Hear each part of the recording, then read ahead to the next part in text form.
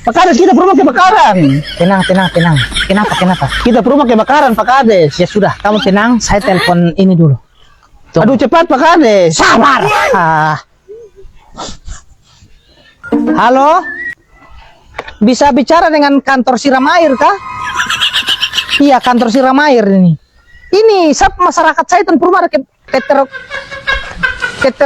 keternaran, keterbakan. Iya, keterak,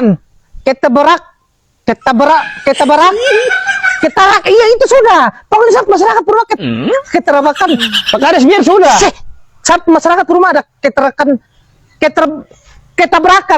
Jadi kenapa kita setelah kamu dari tadi malam kamu tidak bisa kirim drakor juga kah?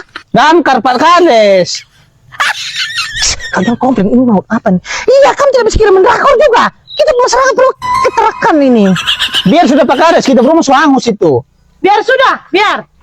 Itu, kamu juga satu. Makanya kalau kita telepon itu, kamu nomor tuh jangan di ini, tujuan beda. Ternyata saya telepon kamu itu, tapi kamu tidak bertanggung jawab sekali ya.